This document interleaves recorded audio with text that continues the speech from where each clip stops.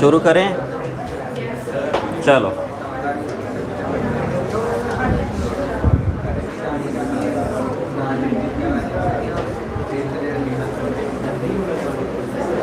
देखो सामने इंटरनेशनल में Beijing faces historic flooding as China witness highest rainfall in 140 years. कुछ नहीं आएगा यहाँ से। साइक्लोन को चाइना में क्या कहते हैं? यूएस में। ज्योग्राफी की क्लास किस किस के साथ हुई है मेरी यहाँ पे? पता होगा उनको, ठीक है। यूएस में क्या कहते हैं? चाइना में, ऑस्ट्रेलिया में, इंडिया में। कौन से cyclone? Tropical cyclone. Cyclone are centre of, जिनके साथ ज्योग्राफी की क्लास नहीं है उनको करंट अफेयर में बता चुका हूँ। Cyclone are centre of low pressure, लिख लेना। और साइक्लोन जो हैं सारे के सारे ऐसे नहीं आते, यानी ओनली सम साइक्लोन डेवलप एन आई। हुई ये सारी बातें। फिर साइक्लोन कौन सी भाषा का शब्द है? ग्रीक, लिख लेना अपने पास। Cyclone Greek word. तो सीधा पूछेंगे टाइफोन डोगसूरी कहाँ पे आया? तो आंसर चाइना। चलें आगे। बाकी इनके बारे में सारी बातें हो चुकी हैं हमारी साइक्लोन के बारे में। फिर सामने देखना, WHO के बारे में सब कुछ पता है? वर्ल्ड हेल्थ हेडक्वार्टर बना कब? और इसके चीफ टेड्रोस अधनम। अभी G20 की बैठक कहाँ ख़त्म हुई पिछले कल? इंडिया में। SCO का समिट भी इस साल कहाँ पे है? इंडिया में। G20 के समिट में ये भी आए थे। कौन? टेड्रोस अधनम। लाठी लेके चल रहे थे। मोदी जी की एक खास बात है, वो प्रोफेशनल नहीं रहते, किसी से भी नहीं, इमोशनल बॉन्ड बनाने की कोशिश करते हैं। तो टेड्रोस अधनम लाठी लेके चल रहे थे, उनको पूछ लिया हुआ क्या उनको, जबकि जितने प्राइम मिनिस्टर प्रेसिडेंट बड़ी बड़ी पोस्टों पे होते हैं ना, इनको वही करना पड़ता है जो प्रोटोकॉल में लिखा हो। लिख के देते हैं कि उसका सुख शांत पूछना कि नहीं, सुख शांत यानी कि उसके बारे में पूछना हाल चाल की नहीं। उन्होंने वो भी पूछा टेड्रोस अधनम का। तो G20, अब इसमें रुक लेते हैं अभी इसको। G20 की मीटिंग थी इंडिया में। G20 कंट्रियों के नाम बोलो, सारे याद होने चाहिए। 20 के 20 बोलो नाम। India, Canada, Brazil, south Africa, China, France, Japan और अर्जेंटीना और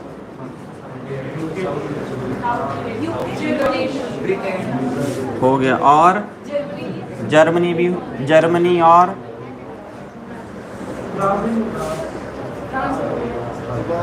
2 घंटे का पेपर होता है, यही पढ़ने G20 हैं। क्या बोला? फिर से बताऊं? बोलना मैं क्या लिख रहा हूं। दिख रहा है? दिख रहा है?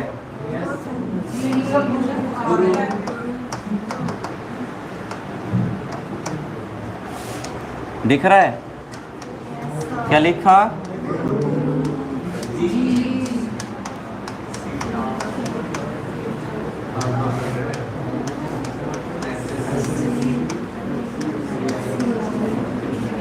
गुरुजी, सीता अब SSC FCI में नौकरी करती है। सीता बड़ी इंपॉर्टेंट है। पहली बात, सीता कहाँ अब नौकरी कर रही है? SSC का पेपर हुआ इसका, और SSC में किसका? FCI का। लड़की का नाम? ये एक लड़की ही बता रही है किसको? अपने टीचर को, गुरुजी को।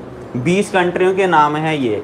जी फॉर, यू फॉर यूक्रेन नहीं है इसका member, United States America. R for, U for UK. J for, I for, S for South Africa. I for Indonesia. T for Turkey. A for Australia. A for Argentina. B for Brazil. S for South Africa कर लिया हमने। ये south Africa, ये वाला S है हाँ Saudi Arabia. ये वाला एस अगला South Korea. C for China. F से फ्रांस। सी से चाइना हो गया।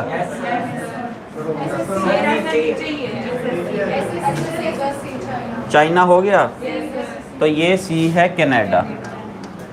एम से मैं क्या कहते हैं, एम से मैक्सिको। और ई से यूरोपियन यूनियन। हो गए सारे। आई इंडिया भी हो गया, इंडोनेशिया भी हो गया, इटली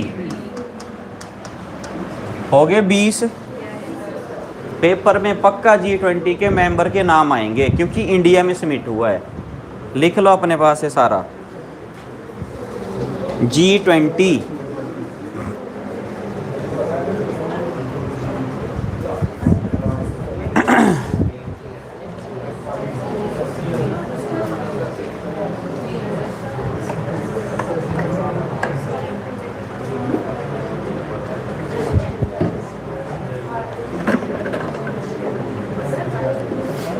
लिख लिया।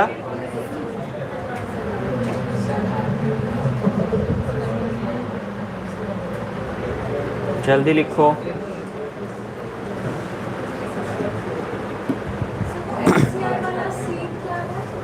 एक कनाडा सी, एक सी से चाइना।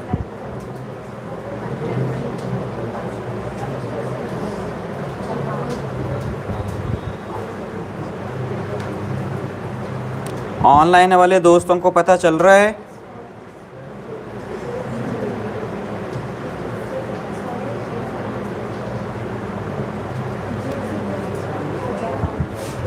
लिख लिया। एक बात अच्छा, ये यूरोपियन यूनियन, इसमें कितने मेंबर हैं? यूरोपियन यूनियन में जो पुराने दोस्त हैं उनको बताइए ये बातें, जो नया बैच है उनको नहीं बताई होगी। पहले थे, फिर कौन गया? ब्रिटेन, रशिया, और फिर उसका नाम पड़ा ब्रेग्जिट। सरदार कहाँ गया हो? दिख रहा था मेरे को। ये देखो 28 थी पहले यूरोपियन यूनियन में, इसमें से ब्रिटेन बाहर निकला और ब्रिटेन के बाहर निकलने को क्या बोला? ब्रिटेन का एग्जिट। अब कितनी कंट्रियां हैं किसमें? European union. बोलने को है G20, पर पूरे वर्ल्ड का 90% सब कुछ इन्हीं कंट्रियों में है। बाकी तो नाम की हैं, पाकिस्तान, अफ़गानिस्तान, किर्गिस्तान, श्रीलंका, सारे छोटे छोटे हैं ये सारे, इनका नहीं मतलब, म्यांमार, ये सारे, ये है पूरा। चलो आगे।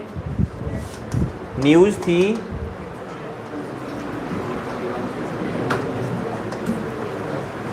कहाँ? अच्छा, WHO से बात हुई शुरू। तो इराक जो है वो कौन से नंबर की कंट्री? जो किसको एलिमिनेट करेगा? ट्रैकोमा एक आई डिसऑर्डर है, आई की डिजीज है ट्रैकोमा। लिखा होगा यहाँ पे, ये लिखा है bacterial eye infection caused by bacterium chlamydia trachomatis. लिख लेना, हाईलाइट कर लेना इसको। आई डिसऑर्डर नाम है ट्रैकोमा। पेपर में पूछेंगे 18th कंट्री कौन सी है जो एलिमिनेट कर चुकी? आंसर इराक की कैपिटल बगदाद। चलूँ आगे। पूरे वर्ल्ड में जो टॉप के रिचेस्ट पर्सन है ये लाती है फोर्ब्स मैगजीन। कौन लाती है? कब से? देखो आपकी इस पे टेबल दिया होगा। इंडियन है कोई? नहीं है। पहले था कोई? कौन? अंबानी और अडानी भी आया था, अब नहीं है, दोनों बाहर। अब टॉप 10 आपके यहाँ दिया। नंबर 1 पे कौन है? इसकी कौन सी कंपनी? स्पेस एक्स, जो नासा की प्राइवेट एजेंसी है, और साथ में टेस्ला और ट्विटर भी इसका ही है। ठीक है, इसकी कंपनी। ये number 1 richest person Forbes magazine का, यूएस की मैगजीन है ये, यूएस की। आगे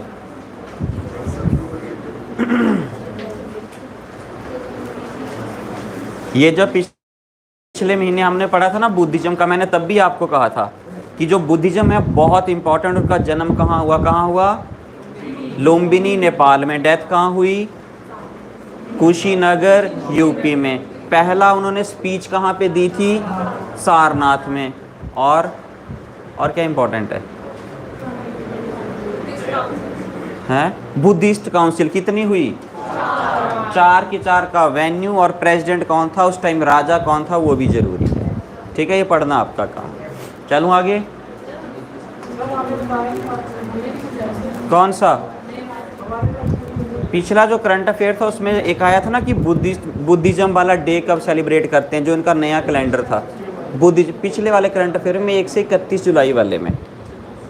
ठीक है, याद करना, उसमें बताया था। और जो मैं बता रहा हूँ कहाँ डेथ हुई, ये सब बातें वो आपका हिस्ट्री में जो स्टैटिक हिस्ट्री है वहाँ कंप्लीट हो जाएगा। ठीक है, यहाँ पढ़ने की ज़रूरत नहीं है। सीधा पूछेंगे सबसे गर्म महीना 2023 का आंसर कर लो हाईलाइट, जुलाई।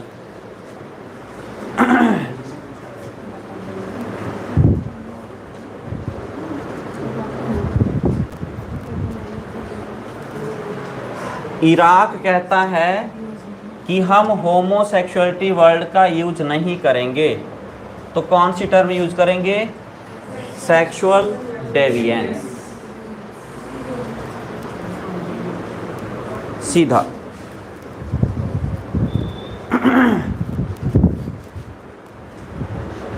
चलूं आगे।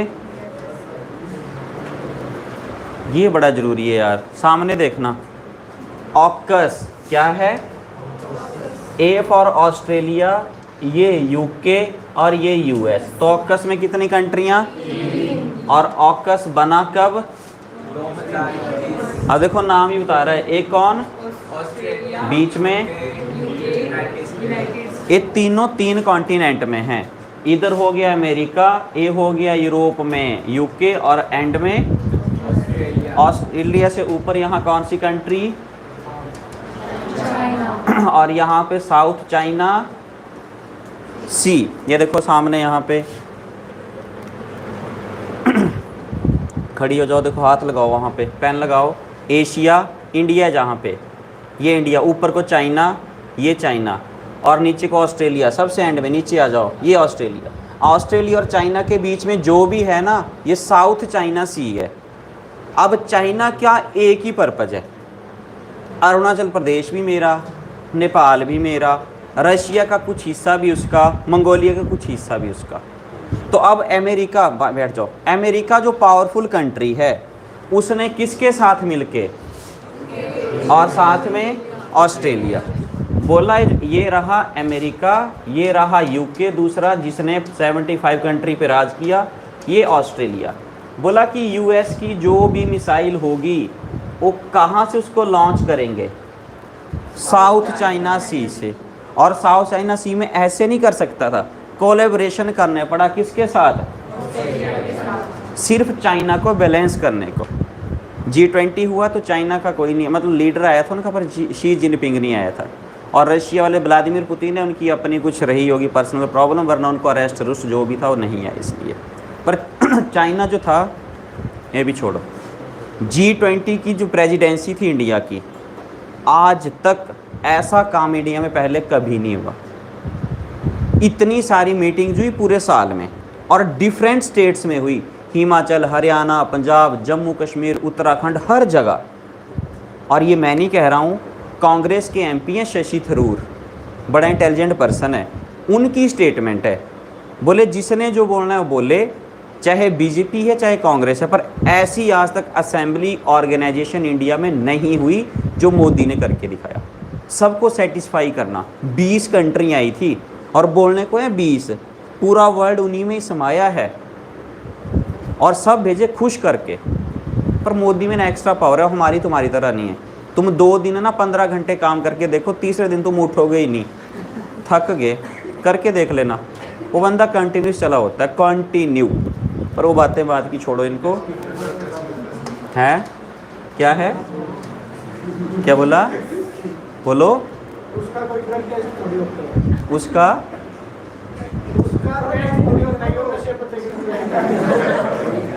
अभी तुम छोटे हो, जब बड़े हो जाओगे तो सीख जाओगे, ठीक है। ऐसा नहीं है, नहीं ऐसा भी नहीं है। मतलब वो जैसे हम और तुम एक ह्यूमन बीइंग है ना, मुझे लगता है हमारी तुम्हारी तरह का ह्यूमन बीइंग वाला नहीं है उसका हिसाब, उसके पास अलग पावर है, जो भी उसके गुरु रहे होंगे, क्योंकि 75 साल की उम्र में इतना नहीं कर सकता इंसान। हमारे जिस कॉलेज में मैं पढ़ता था, हमारे साथ एक लड़की पढ़ती थी, तो उस टाइम पे वो कॉलेज की प्रेसिडेंट थी, हमारे साथ ही वो करती थी मेडिकल में। पूरे साल उसने एक क्लास नहीं लगाई, पर कॉलेज का ऐसा कोई फंक्शन नहीं था, ऐसा कोई दिन नहीं था जो उसने सेलिब्रेट ना किया हो।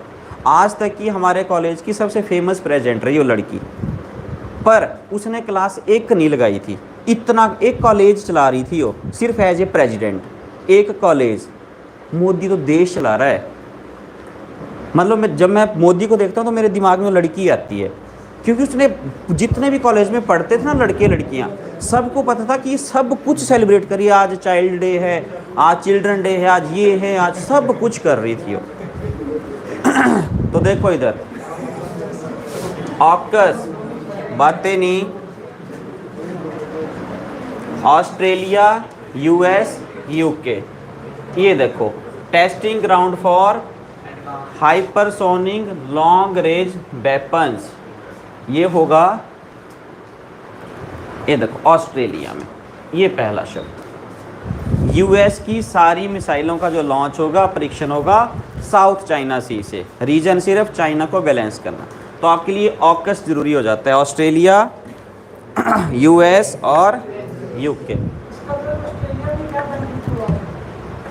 किसका?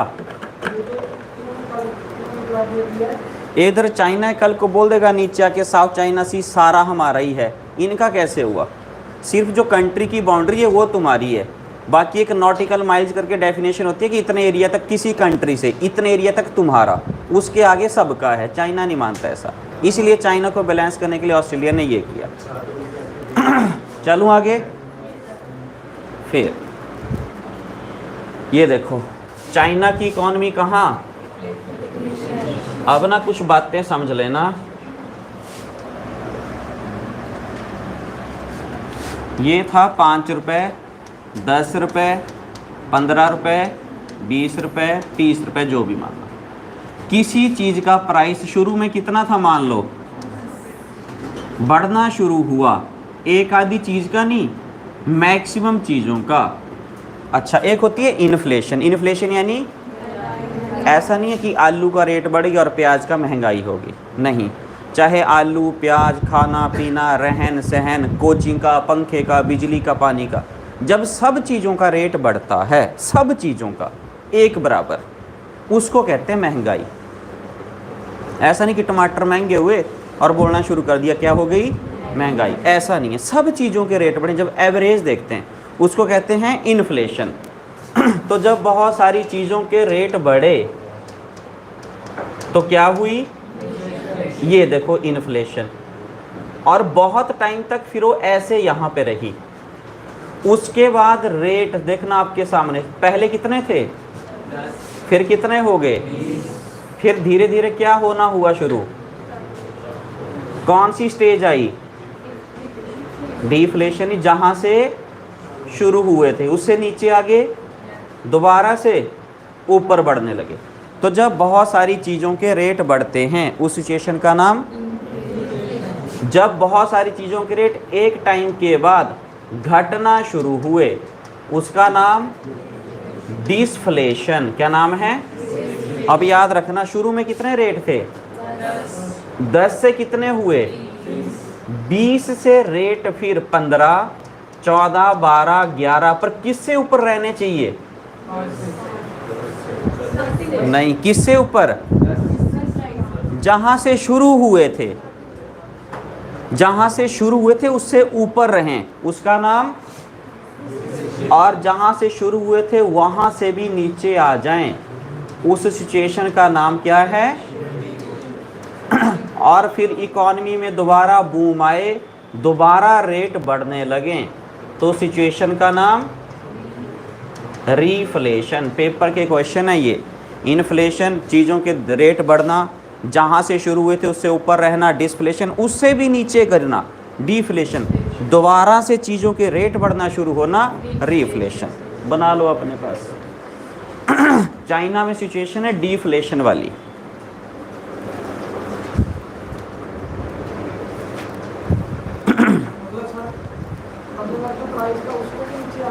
जहाँ से शुरुआत हुई थी, अगर ये पेन है 10 रुपए का बिकता है तो इसका बेस प्राइस 10 हुआ ना, अब ये मार्केट में 4-5 रुपए का मिल रहा है अगर, तो मतलब गड़बड़ चलिए, उसी का नाम है डिफ्लेशन।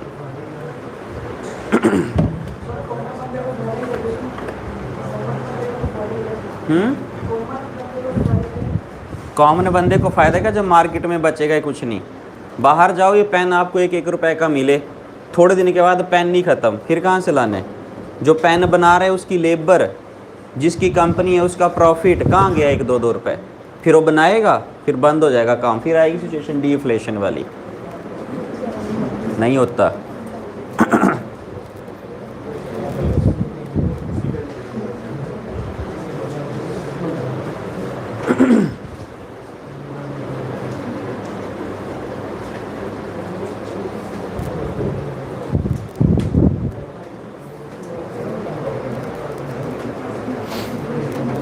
चलें आगे। बना लिए सबने? ये भी बड़ी इंपॉर्टेंट चीज़, सीधा क्वेश्चन बनेगा पेपर में। सुना आपने कभी इसके बारे में? क्या है? हैं? क्या हुआ? क्यों? काय का? ये जो कच्चा थिबू आइलैंड है, इधर हमारी कंट्री इंडिया को छोटा ना करना चाहिए, इसमें श्रीलंका का पार्ट दिखा दो, ए वाला भी, पर अपना मैप छोटा नहीं होना चाहिए। और इधर क्या था? ये श्रीलंका। देखना, तमिलनाडु और इधर श्रीलंका, यहाँ मछुआरे रहते हैं, बीच में हैं यहाँ पे हर जगह। और यहाँ कौन सा आइलैंड था? कच्चा थी। तो इंडिया के तमिलनाडु के मछुआरे जो मछलियाँ पकड़ते हैं, और श्रीलंका के भी एक जगह आते थे, फिर आपस में लड़ाई झगड़े। अगर श्रीलंका इंडिया वाले पहुंच जाएं इस टेरिटरी में, तो श्रीलंका वाले उनको जो थे अंदर अरेस्ट कर लेते थे। ये वाले थोड़ा आगे आ जाए तो इंडिया वाले अरेस्ट करते थे। इंदिरा गांधी ने बोला कि क्या रोज का रखना, इस आइलैंड को दे दो इन्हीं को ही, श्रीलंका वालों को। ये दे दिया। अब मोदी ने पार्लियामेंट में कच्चा थिबू आइलैंड का नाम ले लिया। बोले हमने तो वो टेरिटरी भी वापस लेने की बात कर रहे हैं जो हमारे पास थी और उन्होंने ले ली थी किसी रीजन से, युद्ध से। तुमने तो अपने आप ही दे दी, बोले किसी और को साइन करके। तमिलनाडु वाले के जो लोग हैं ना, जो आज भी चिट्ठियां लिखते हैं दिल्ली गवर्नमेंट को कि वापस ले लो, हमारे लोग वरना भूखे मर रहे हैं। अगर कच्चा थिबू में जाते हैं तो अब तो सीधा अरेस्ट करते हैं। और ये आइलैंड पहले किसी और के पास था, जाफना किंगडम के पास। तो पेपर में क्वेश्चन बनेगा कच्चा थिबू आइलैंड से, जो आज किसके पास है? देखना, तमिलनाडु और श्रीलंका के बीच में। Its origin 14th century volcanic eruption. Volcano पढ़ा है आपको? बाकी पुराने बैच हैं उन्होंने पढ़ा होगा वॉल्केनो के बारे में। ये देखना, under control of Jaffna kingdom in Sri Lanka, Indira Gandhi 1974। ये किसको दे दिया? आज की डेट में श्रीलंका के पास है। तमिलनाडु वाले कहते हैं वापस ले लो, हमें ज़रूरत है। हमारे जो फिशरमैन हैं उन्होंने यहाँ पे मछलियाँ पकड़ने जाना था, जिनके रोजगार का साधन है। तो मोदी ने स्टेटमेंट दी पार्लियामेंट में, तो क्वेश्चन बनना यहाँ से स्वाभाविक है। कच्चा थीवू आइलैंड से किसके अंडर होता था, याद रखना, कहाँ गया, जाफना, जाफना किंगडम। सीधा बनेगा कच्चा थीवू आइलैंड आज की डेट में किसके पास है, कब किसने किसको दिया।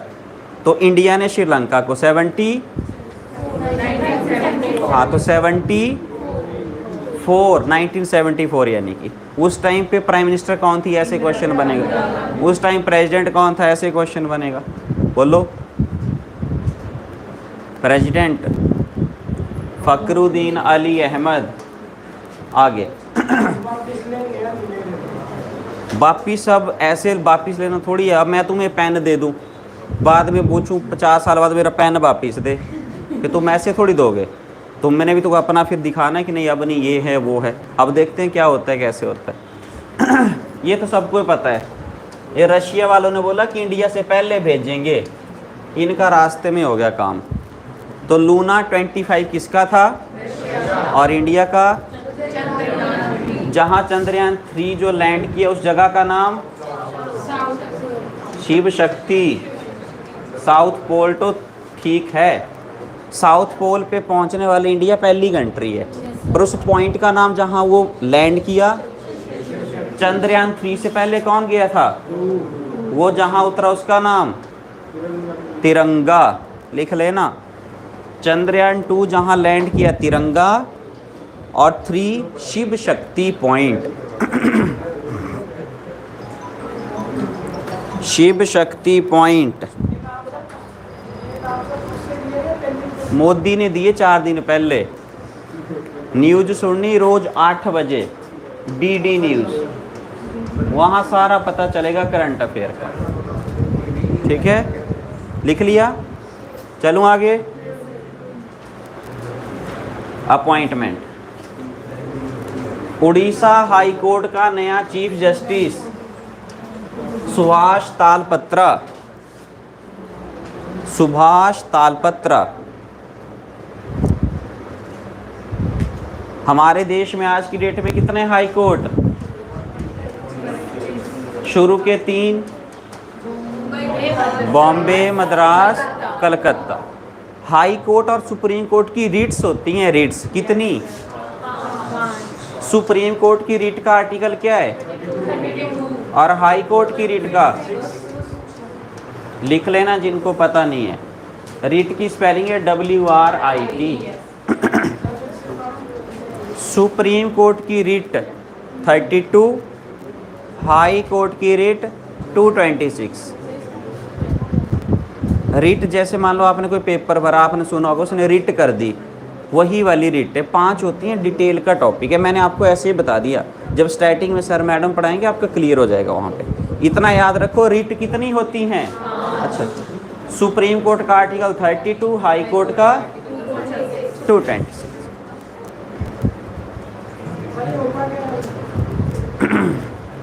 ये होता है उपचार, इलाज करना। जैसे आपके फंडामेंटल राइट हैं, आपके साथ गड़बड़ होगी तो उन फंडामेंटल राइट को प्रोटेक्ट करने के लिए जो आता है उसी का नाम है रिट। समझा। चलूँ आगे। Sanjay Kumar Agrawal central board of indirect taxes के नए चेयरमैन। समझाने का कुछ नहीं है, हाईलाइट करो, संजय कुमार अग्रवाल। चलूँ आगे। यही तो हैं। अब पहले तुम बताओ, बेकार क्वेश्चन करेगा सरदार। ये जो ये वाला है ये आएगा पुराना। Central board of indirect taxes का क्या डालना, पुराना जो है प्रेसिडेंट, प्राइम मिनिस्टर, लोकसभा का स्पीकर, राज्यसभा का चेयरमैन यानी वाइस प्रेसिडेंट, ये लिस्ट हैं याद करने की, ये थोड़ी है। नहीं, ये जो मतलब जो चीज़ें काम की नहीं उस पर क्या जाना, तुम्हारी इच्छा है, पढ़ते रहो इनको।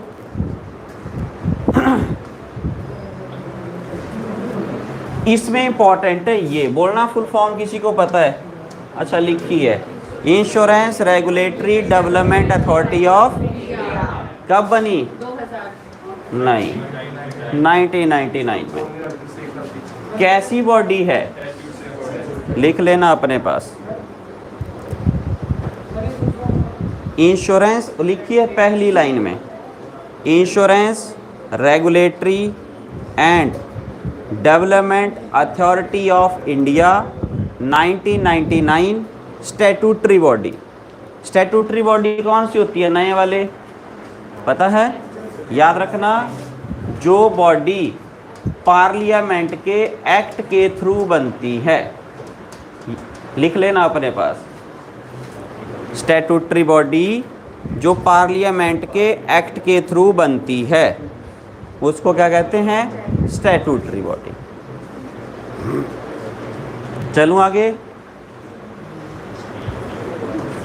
लिख लिया? सीधा क्वेश्चन, साई की फुल फॉर्म पता होगी, बोलेंगे चीयर्स फॉर इंडिया कैंपेन या हल्ला बोल किसके लिए शुरू? एशियन गेम्स लिखा होगा यहाँ कहीं, हाईलाइट करो, एशियन गेम्स के लिए चीयर्स फॉर इंडिया या हल्ला बोल। Sai 1984 ministry of youth affair and sports के अंडर मिनिस्टर कौन है यूथ अफेयर और स्पोर्ट्स के? अनुराग ठाकुर। चलें आगे, हाईलाइट हो गया।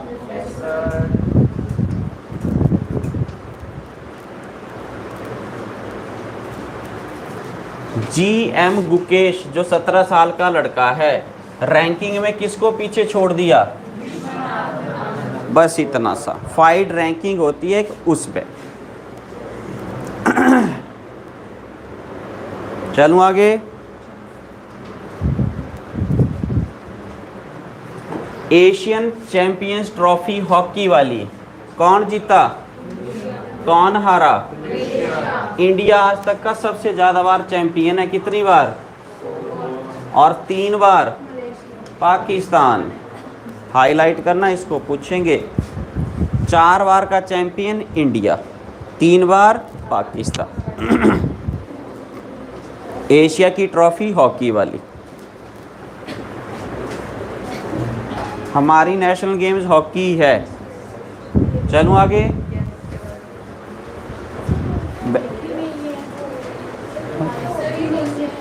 हॉकी है।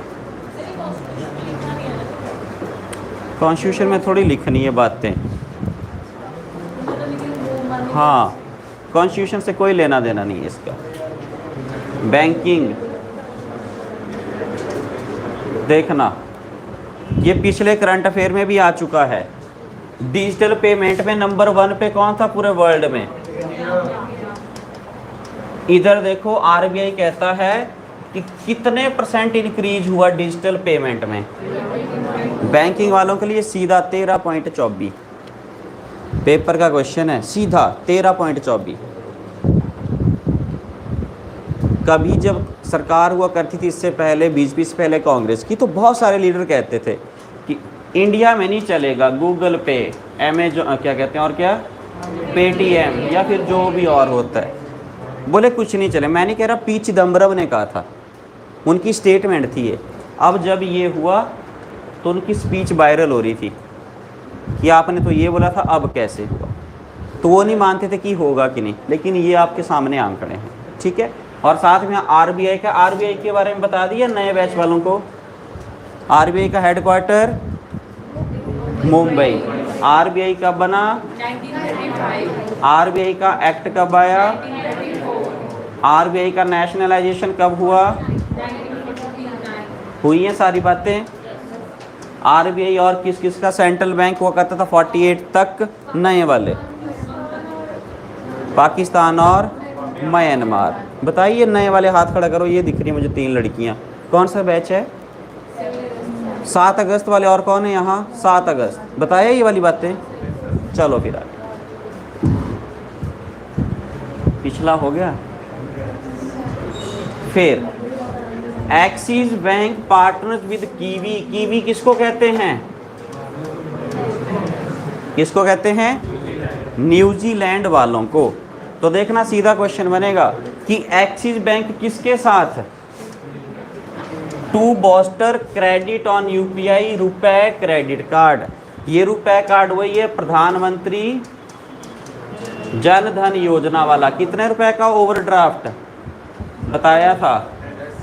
10,000 का। ये वही वाला है। तो सीधा पूछेंगे कि कीवी किसके साथ?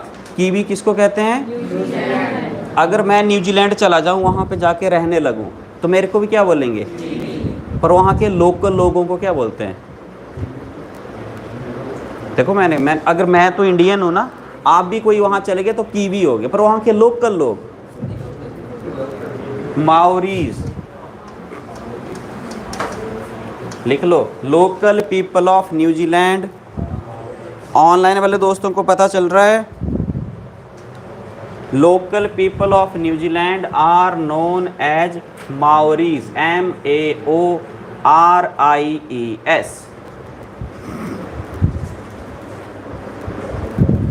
चले आगे, लिख लिए सबने? ये भी बड़ा ज़रूरी है। अब सामने देख लेना पहले।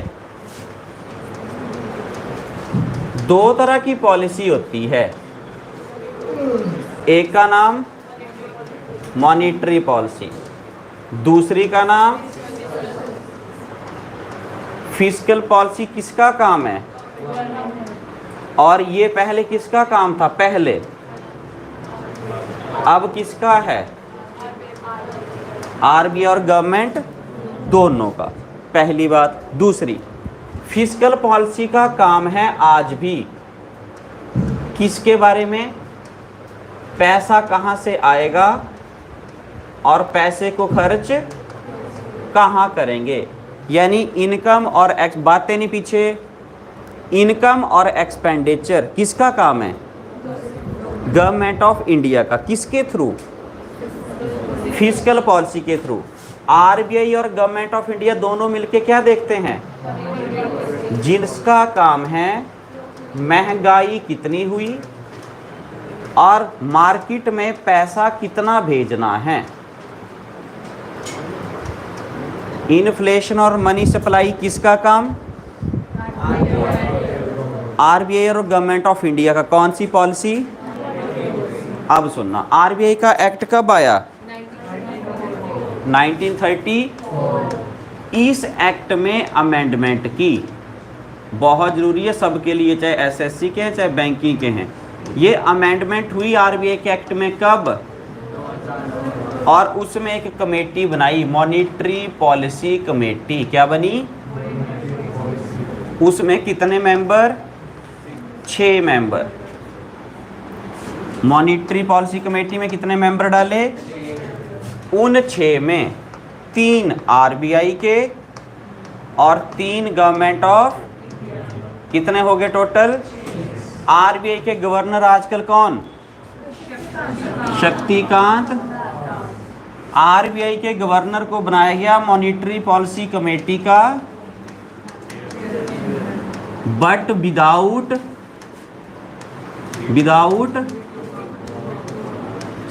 Veto power. वीटो कैसा शब्द है? लैटिन भाषा का, जिसका मतलब है आई फॉरबिड, मैं रोकता हूं। अब देखना, मॉनेटरी पॉलिसी आरबीआई और गवर्नमेंट ऑफ इंडिया दोनों मिलके देखते हैं। काम क्या है? इन्फ्लेशन और 34 में अमेंडमेंट की। किसमें? सॉरी, 1934 के आरबीआई एक्ट में अमेंडमेंट की। कब? और क्या बोला? क्या बनाएंगे? कमेटी। कितने मेंबर? 3। और इसका चेयरमैन कौन? आरबीआई का गवर्नर, और उनको वीटो पावर नहीं होगी। अब सुनना, ये जो मॉनेटरी पॉलिसी कमेटी के 6 मेंबर बने, जिनका काम है इन्फ्लेशन और इनका टारगेट 2021 से 2026 तक इन्फ्लेशन का टारगेट ये है कि इन्फ्लेशन होनी चाहिए। देखना सामने 4% + 2 कितनी हो गई? 6। 4% - 2 कितनी होगी? 2। इन्फ्लेशन होनी चाहिए, मान लो चीज़ों के रेट हैं 100 रुपये, तो 2026 तक रेट कितना होना चाहिए मैक्सिमम, और अगर घटे तो कितना होना चाहिए मिनिमम, 100 से नीचे नहीं आना चाहिए, फिर वो डिफ्लेशन हो जाएगी जो इकोनॉमी के लिए अच्छा नहीं है। सो सीधा पूछते हैं कि मॉनिटरी पॉलिसी का टारगेट क्या है, तो 4% ±2। लिखो अपने पास से सब कुछ, फिर चलते हैं न्यूज़ में क्या है।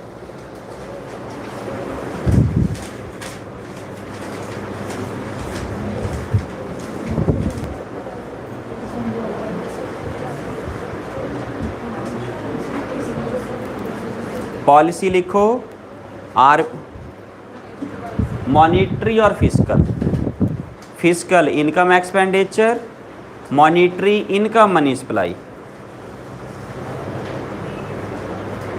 फिस्कल में गवर्नमेंट ऑफ इंडिया, मॉनिटरी में दोनों।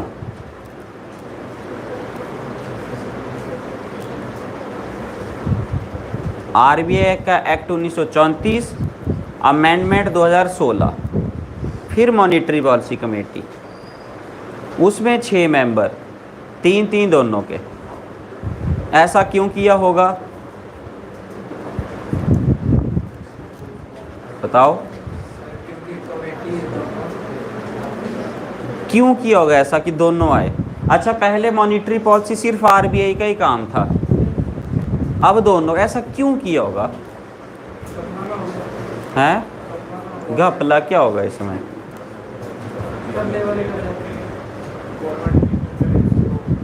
क्यों सही जा रहे हो, क्यों? फिर क्या हुआ? और सही बोल रही हो, पहुंचो, जो बात है एक्चुअल में वहाँ पहुंचो, और बताओ, और सोचो, ठीक बोल रहे हो, दोनों ही पहुंचो वहाँ पे जो बात है एक्चुअल। नहीं, मोनोपोली नहीं, अलग चले, जहाँ पहुँच रहे थे वहाँ से आगे आगे चलते चलो, आंसर आ जाएगा। और बताओ, बोलो पीछे, हिमांशु, हिमांशु का दोस्त, बताओ। नहीं, मोनोपोली नहीं आएगा।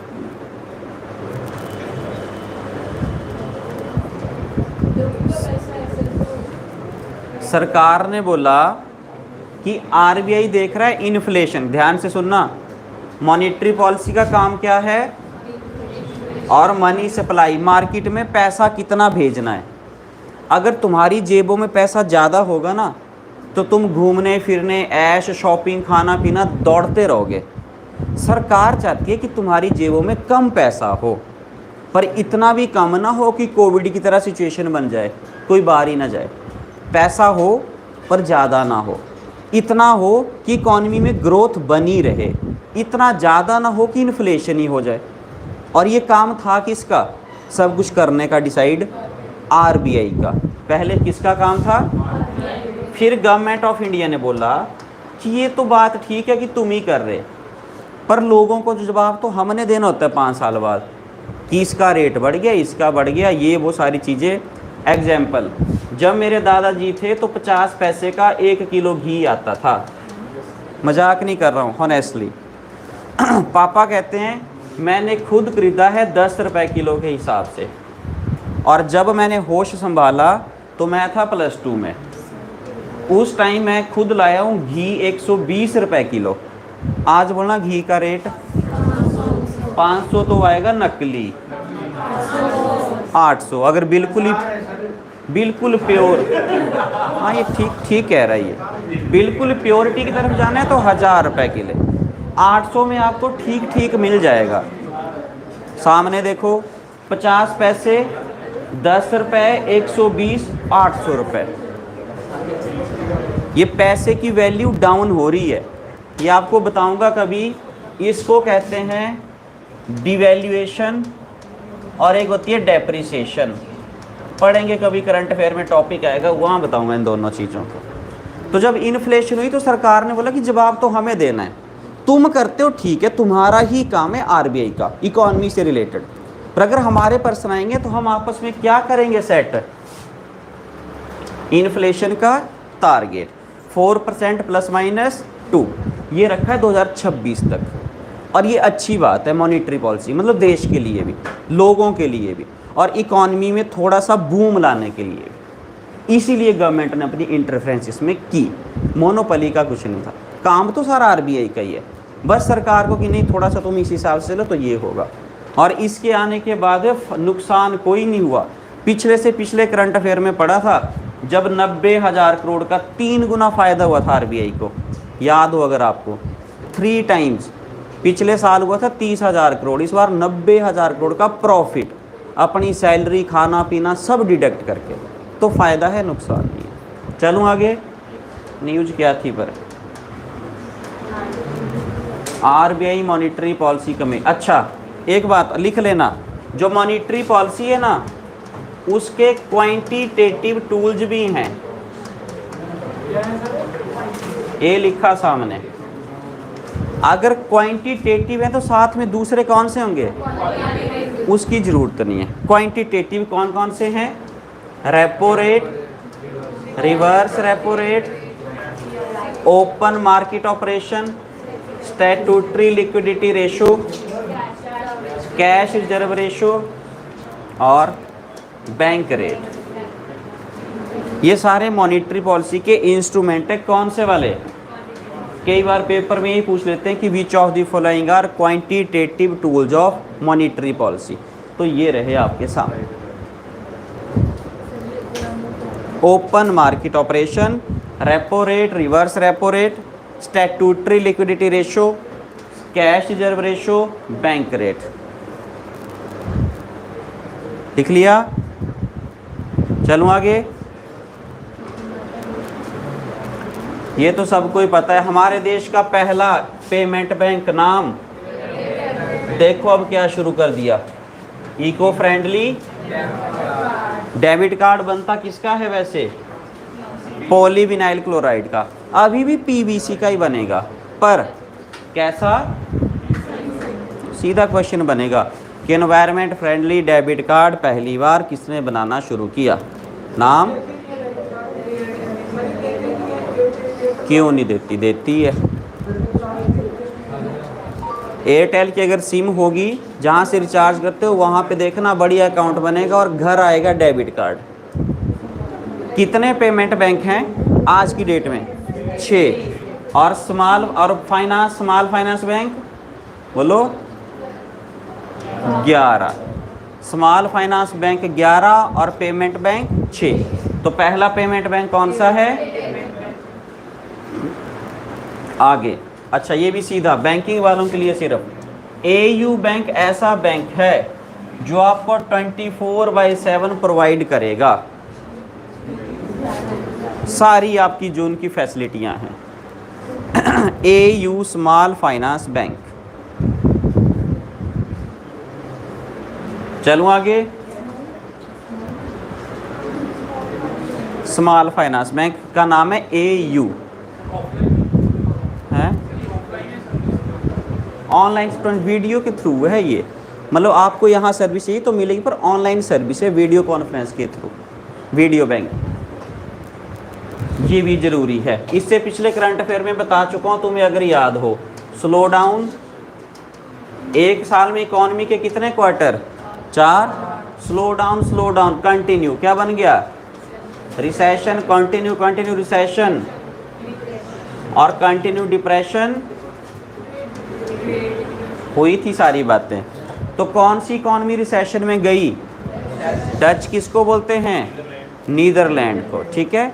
तो नीदरलैंड की इकॉनमी रिसेशन में, इससे पहले किसकी इकॉनमी रिसेशन में थी, बात हुई है करंट अफेयर में ही, हर कुछ ही बताओ किसकी, हाँ किसकी, जर्मनी।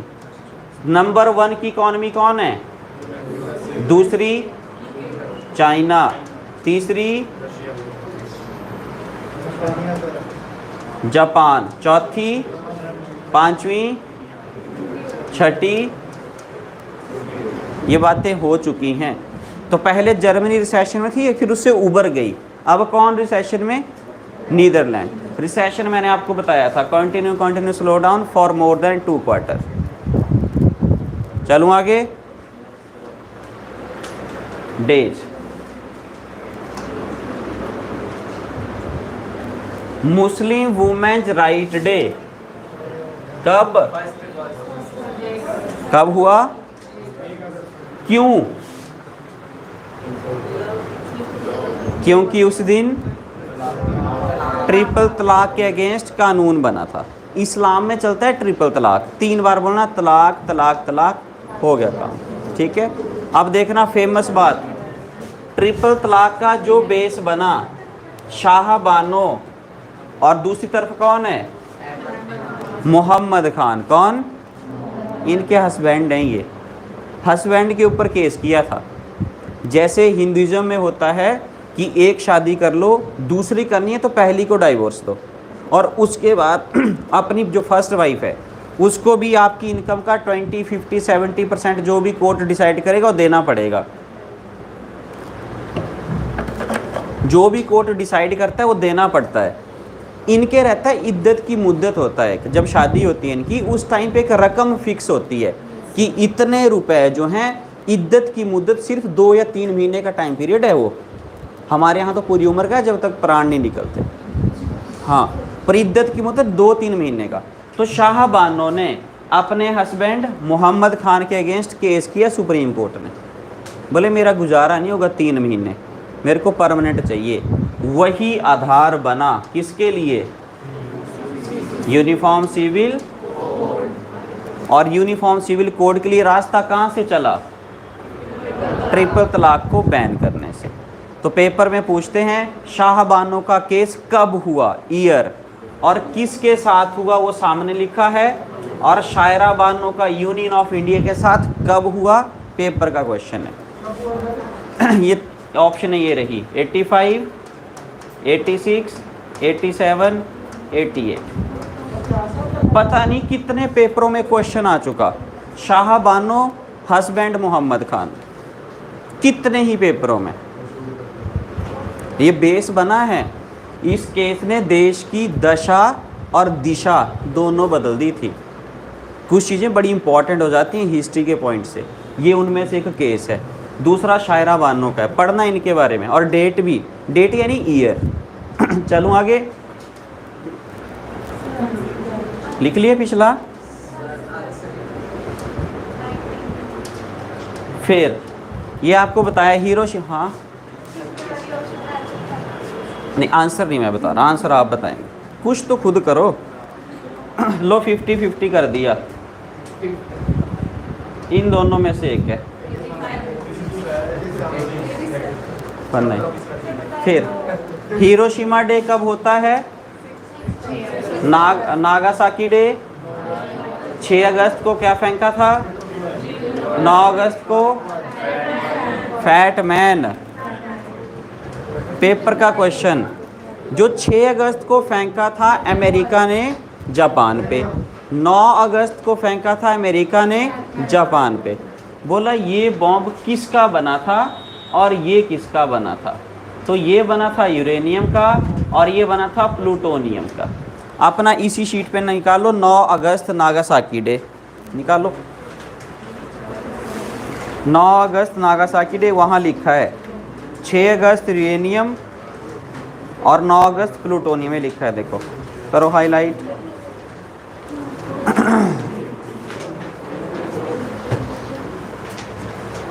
छः अगस्त को यूरेनियम, 9 अगस्त को प्लूटोनियम, शीट पे लिखा है सीधा, मिला, हाईलाइट करना।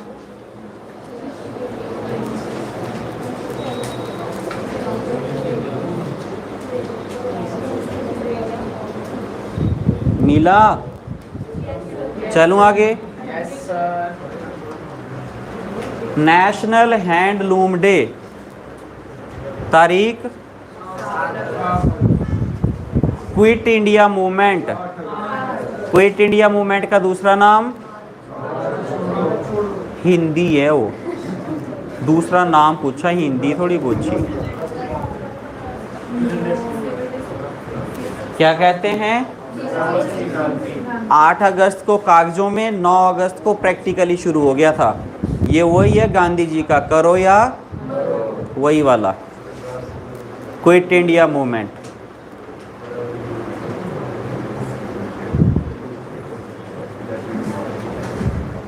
चलूँ आगे। 9 ये हो चुका 9 अगस्त को। ये देखो ये लिखा है फैट मैन, प्लूटोनियम और यूरेनियम वाला, हिरोशिमा वाला। बहुत पावरफुल बॉम्ब थे। आज भी जापान की जनरेशन में ये वाले जो थे वो सिम्टम आ रहे हैं अभी भी। जापान के लोग शादी नहीं करते हैं, हाँ अभी भी शादी नहीं करते जापान के लोग। बहुत सारे ऐसे मिलेंगे, पता है जो आगे हमारी जनरेशन होगी वो ऐसे ही होगी अभी भी। इसका मिल रहा है देखने को वहाँ पे। International youth day, national youth day, ये इंटरनेशनल है कब? नेशनल यूथ डे 12, ठीक कह रही हो, 12 जनवरी को नेशनल यूथ डे। किसकी याद में? स्वामी विवेकानंद। स्वामी विवेकानंद जी के गुरु रामकृष्ण। स्वामी विवेकानंद जी ने अपने गुरु की याद में शुरू किया था रामकृष्ण। स्वामी विवेकानंद 1893 को गए थे और वहां भाषण दिया था पार्लियामेंट ऑफ रिलीजन पे।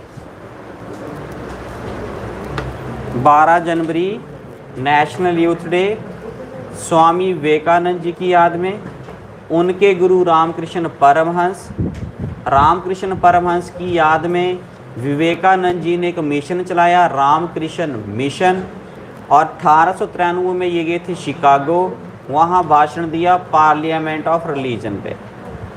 तो जब इन्होंने भाषण दिया था तो सारे वहाँ पे लोग थे इंग्लिश में बोल रहे थे लेडीज एंड जेंटलमैन ये करके संबोधन कर रहे थे। जब स्वामी विवेकानंद जी गए, इन्होंने जाके बोला मेरे प्यारे भाइयों और बहनों। 5 मिनट तक तालियां बजती रही थी और इनके फेस पे इतना तेज था कि इनको देखते ही रहते थे लोग। और स्वामी विवेकानंद जी के गुरु जिनका नाम है रामकृष्ण परमहंस, वो तपस्या करते थे वेस्ट बंगाल में, काली माता का मंदिर था वहाँ पे। और इतना उनके पास ज्ञान था और इतनी प्योरिटी थी, स्वामी विवेकानंद जी को उनके गुरु ने, मजाक नहीं कर रहा हूँ मैं, रामकृष्ण परमहंस जी ने स्वामी विवेकानंद जी को अपनी टांग से छुआ था। सारा ज्ञान हो गया था इनको, स्वामी विवेकानंद जी को, वेदों का, पुराणों का, उपवेदों का, छूने से। तुम छूते रहो एक दूसरे को, अब कुछ नहीं होगा। वो अलग टाइम था, प्योरिटी थी। और छूना मतलब तुम लड़का लड़के को छू, लड़की को छुआ तो कंप्लेंट होगी, अब सीधी बात है। और देखो छूने मात्र से ज्ञान हो गया था, कितनी प्योरिटी होगी। अब नहीं ऐसा। हाँ, फिर वर्ल्ड ट्राइबल डे, थीम सामने है indigenous youth as agent of change for self determination. Highlight करना। फिर क्या था आगे? वर्ल्ड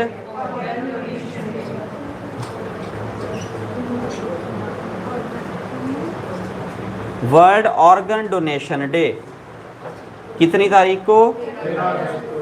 थीम आपके सामने, step up to volunteer need more organ donor to fill the lacunae. ये थीम है किसकी?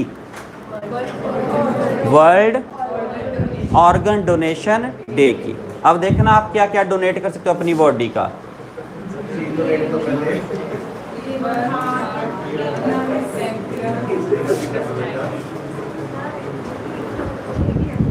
डोनेट कर सकते हो आप। है कोई ऐसा यहाँ पे जिसने डोनेट किया है? नहीं? हॉस्पिटल में जाके आप लिख के दे सकते हो कि मेरे मरने के बाद मेरी बॉडी।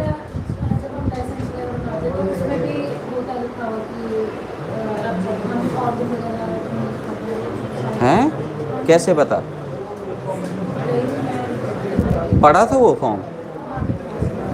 ऐसा लिखा था उसमें? पक्का? हमारे कॉलेज में क्या कैसे कर सकते हो जैसे इसको बना लिया टाइम पे ना मुझे तो ऑटोमेटिकली होगा, वहाँ तो आता नहीं है ऐसे टिक करने को। तो ये जो ऑर्गन डोनेशन है, सुन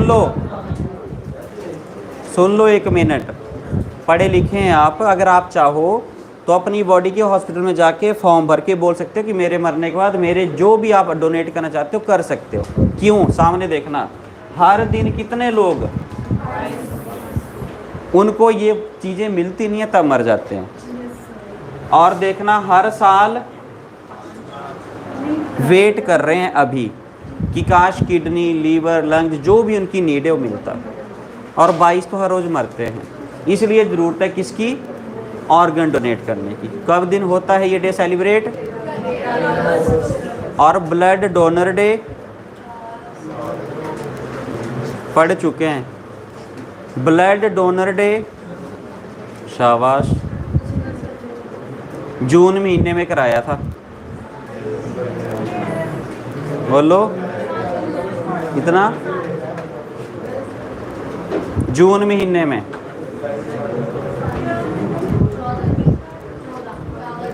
चौदह, आगे जून, फिर इतना। ये था हमारा आज का करंट अफेयर का।